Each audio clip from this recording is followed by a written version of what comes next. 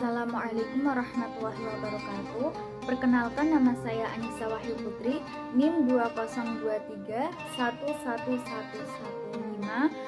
dari Universitas Mulia Kudus, Fakultas Ekonomi dan Bisnis, dari program studi manajemen. Di sini saya akan mereview sebuah jurnal dengan judul E-commerce dalam perspektif fikih muamalah yang ditulis oleh Larasati Dinarti dan Fida Amalia dari Universitas Pembangunan Nasional Veteran Jakarta, Indonesia. Di dalam penelitian ini menemukan bahwa e-commerce merupakan praktik jual beli yang identik dengan praktik jual beli Bari Asalam, yaitu jual beli yang pemberian barangnya diberikan dengan cara ditunda dan transaksi atau pembayaran dilakukan dengan segera.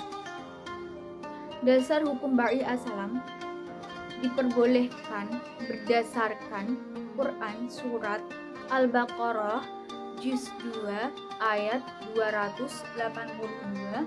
Bismillahirrahmanirrahim.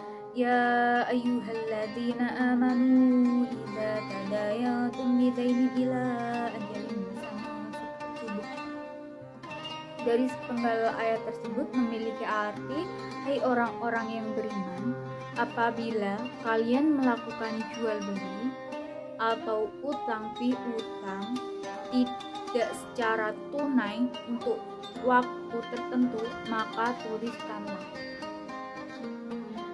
atau disebut dengan bukti. Pada hadis Nabi SAW dijelaskan dari Ibnu Abbas, ia berkata, ketika Nabi SAW datang ke Madinah, beliau mendapati penduduk melakukan jual beli Bari Asalam terhadap buah-buahan selama 1 tahun, 2 tahun.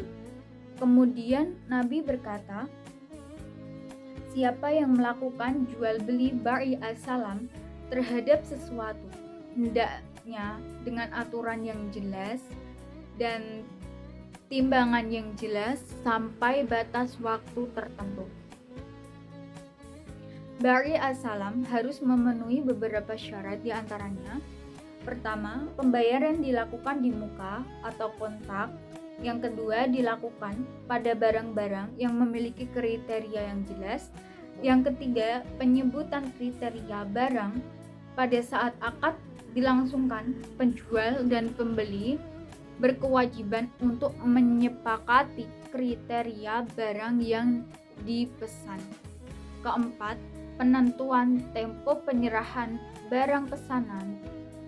Kelima, barang pesanan tersedia di pasar atau di toko atau tersedia pada saat jatuh tempo saat menjalankan akad salam. Yang keenam, terakhir, barang pesanan adalah barang yang penggandaannya dijamin pengusaha atau penjual. Yang dimaksud dengan barang yang terjamin adalah barang yang dipesan tidak ditentukan selain kriterianya. Jadi, jika ada barang yang lecet atau tidak sesuai dengan kriteria dari barangnya yang diiklankan, maka penjual harus bertanggung jawab. 5 tahap yang harus dilakukan untuk mengetahui validitas transaksi e-commerce, yaitu: pertama, mengajukan kontrak atau at-ta'aqud adalah tahap pertama yang harus dilakukan, di mana kedua belah pihak mengecek adanya 4 pilar yang mengikat kontrak, yaitu sigot atau ijab qabul, dua pihak yang melakukan transaksi, barang yang diperjualbelikan, dan ungkapan yang harus disepakati. Dan yang kedua, memastikan validitas atau sihah. Selama proses validitas, kontrak tersebut harus bebas dari elemen bunga atau riba, ketidakpastian atau gharar, penipuan, pemaksaan, atau salah satu dari jenis perjudian atau disebut dengan maisir. Yang ketiga, implementasi atau pelaksanaan atau disebut dengan nafaz. Dalam tahap ini ada dua hal utama yang harus dilakukan. Yang pertama, orang yang menawarkan produk adalah pemilik produk itu sendiri dan memiliki hak penuh terhadap barang tersebut. Dan yang kedua, barang tersebut terbebas dari semua utang piutang. Dan yang keempat, mengikat atau ilzam. Dalam tahap ini, kedua pihak harus menandatangani kontrak yang mengikat. Dan yang kelima, pengiriman adalah tahap akhir di mana kedua pihak harus saling menukar antara barang dan harga yang harus dibayarkan. Atau sekarang bisa disebut dengan COD.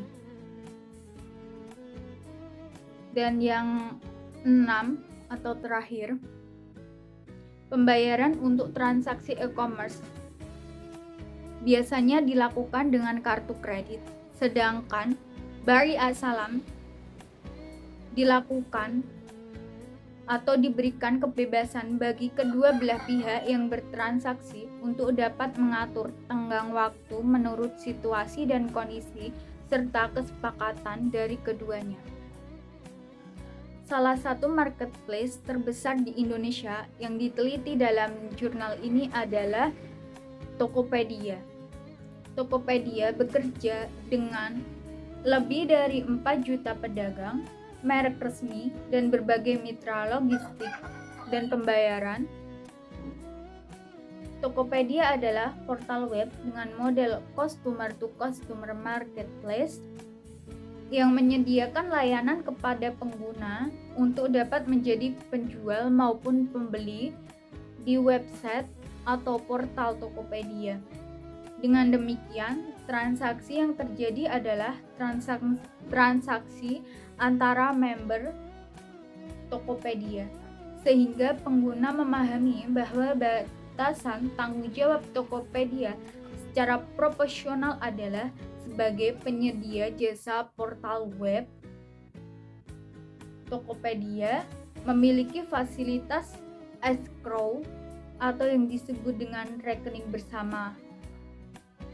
Dengan fasilitas tersebut, kita terbebas dari penipuan online dengan identitas tidak jelas.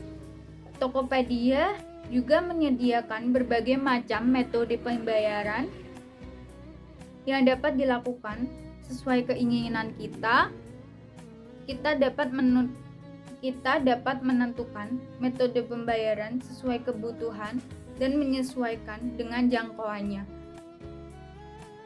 yaitu bisa melalui gerai retail di Alfamart, Alfamidi, Indomaret, dan lain-lain. Jika ingin melakukan pembayaran dengan instan, dapat menggunakan fasilitas m-banking atau SMS banking dan lain-lain. Jadi kesimpulan dari jurnal ini adalah dalam Islam, setiap usaha harus dilakukan menurut ketentuan hukum yang berlaku agar tidak ada kelompok atau pihak yang dirugikan. Untuk itulah, usaha atau kegiatan bisnis tidak boleh menyimpang dari syarat Islam maupun ketentuan umum yang berlaku dalam suatu negara. Setiap usaha yang merugikan seseorang atau melanggar undang-undang akan dikenakan sanksi, sedangkan dalam Islam, transaksi dianggap batal atau tidak sah, dan barang dan uang dari penjual dan pembeli bisa disebut dengan haram. Konsep jual beli dalam fikih muamalah yang sangat sepadan dengan konsep e-commerce adalah bai as-salam. Kalau barangnya berbentuk pesanan, yakni yang non-digital,